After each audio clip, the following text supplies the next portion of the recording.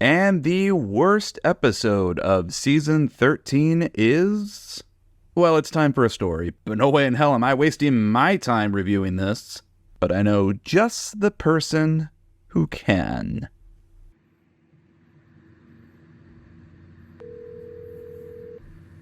Hello? Yo, Trampy, it's me, Tug. Oh.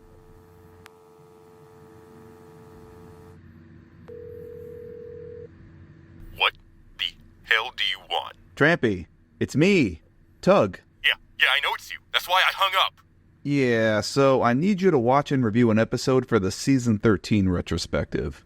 You know, just like you did last time. Oh, how could I forget? How could I forget? Yeah, it's not like doing that almost made me leave the frickin' planet last time. Oh, come on, man. It wasn't that bad. Brother, I almost left the Earth. What the hell do you mean it was not that bad? Well, okay. But everyone loved it. Oh, everyone loved it?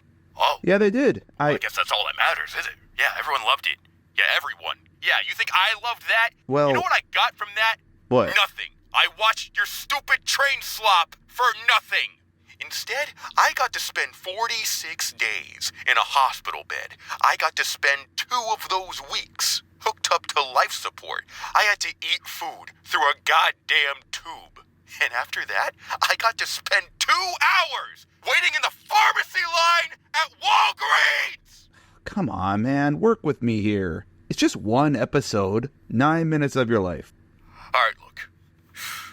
If I come back and review this stupid train poop, what do I get out of it? Money. Oh, okay. All right, let's get this show started now. This episode ain't gonna review itself. Wait, what episode am I reviewing again? Oh, thank you. Time for a story. Yeah, more like time for a snooze. So this episode starts off with the narrator telling me that Sodaware is just having a good old day today. It's having a beautiful day. You know, the bees are chirping and the birds are buzzing. A perfect day for Thomas to things up. So Sir Top-O-Mat gathers a bunch of his engines up and he's like, there's gonna be a special story time for the kids at the library today. But for some reason, that library ain't got no books, so I need an engine to bring the books to the library. And I just love how immediately he's just like, Thomas, you're gonna do it. Like, all right, damn, what if Edward wanted to take it? Look how happy he was. But I guess Edward's feelings don't matter because listening to stories with the children is Thomas's favorite thing to do. Listening to stories with the children was his favorite thing to do. I don't know what he meant by this. So Thomas goes to a station and the books are already there, all loaded and ready to go. And Thomas is like, I'm here to collect the books. But then the guy is like, yeah, we'll get those books ready for you in no time, Thomas. And I'm like, they're already there. They're ready. What do you mean? But then we cut to this shot. Now you might notice that the books are not on the line they were just on. That means, for some reason, this guy made Thomas go to the other line, get the books, and move them to his line he was already on, and start the journey from there. Like, why didn't he just make Thomas go to the other line, get the books, and just start from there? Why did he make him go back to the other line? It's a really bad sign that this is what gets me started. But uh-oh, Thomas leaves before the books have a chance to be covered? I thought they were ready! No, whatever happens is not Thomas's fault. Why were you just standing there doing nothing when he pulled up? You had so much time to do this shit beforehand. You moron! So thanks to this doormat, Thomas is now traveling with the books going all crazy and shaking behind him. But uh-oh, there's a red signal up ahead and Thomas is like, I ain't stopping for that. So he runs it and goes down the branch line because he knows there's no red signals down there. Yeah, Thomas, I don't know about that one. So Thomas goes down the branch line and it's going okay for a bit. But uh-oh, he comes across a construction sign, which means that the tracks are under repair. And Thomas is like, I ain't stopping for that. So he keeps going. He does not stop.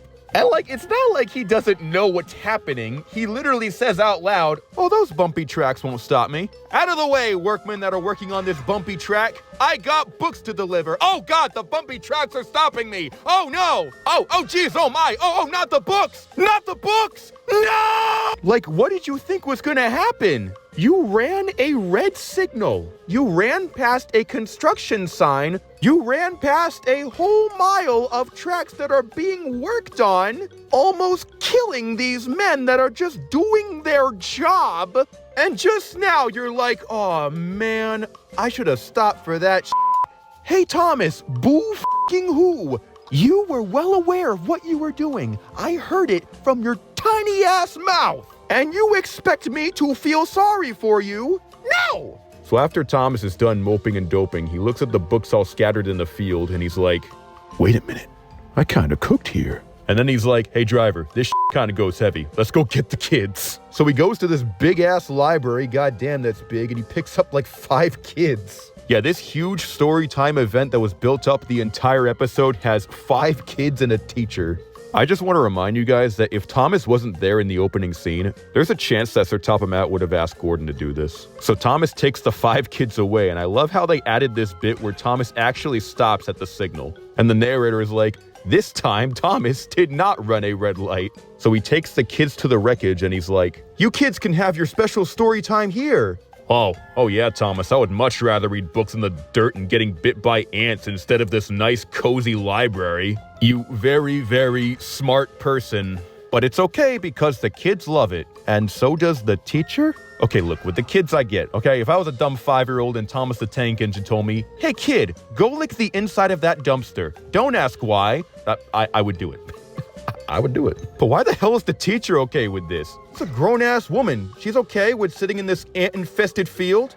Hey, you know what? Now that I think about it, what has Thomas's driver and fireman been doing all this time?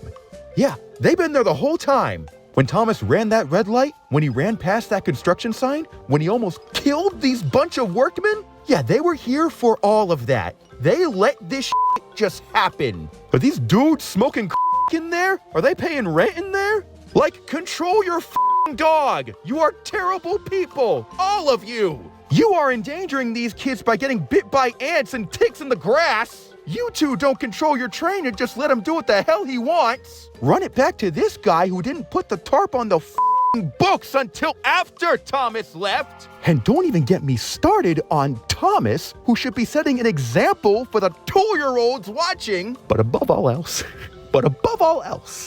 everything that happened in this episode is because of this fat, obese Weight Watcher sponsor, roly-poly fat Sir Topham Hatt for making his trains do a very specific non-train related task that could have easily been done by road. You caused this. You made this happen, you Trampy, what are you doing in there? Crap. Hey, sir, I'm just, I'm just recording something for a silly video. You're not in there, bad-mouthing me on my railway, are you? What? No, me? No, I would never do that to you, sir. Come on now, don't be silly. Well, what was all that yelling I heard? I could hear you all the way from my office. Oh, no, you, I was just, reviewing something. Well, what the hell were you reviewing? I was reviewing a season 13 episode. Oh. Yeah. Well, that season's terrible. I know! Why are you reviewing that? I don't know! This isn't even my channel. What are you doing here? Get out! Go away! Go! Oh, well, damn, all right. Calm down. Leave! Go on! I will. Go! I'm going. Now! Right now, I'm going. I'm going right now. I'm going. I'm going away now. I'm away now. I'm going away. Okay, I'm away. Dude, I can still see your feet under the door. You're not fooling anybody. No, you don't. I do. You have huge hippo feet. I can see them clear as day. They aren't that big. Brother, they're humongous. Oh, goddamn, they are. Would you get out of here? Go now. All right, I'm going now. Bye-bye. Sorry about that, guys. My dad barged in. Anyway, how much longer we have in this episode? Oh, it's over. Huh, it's over. Well, I'm out of here. Bye-bye.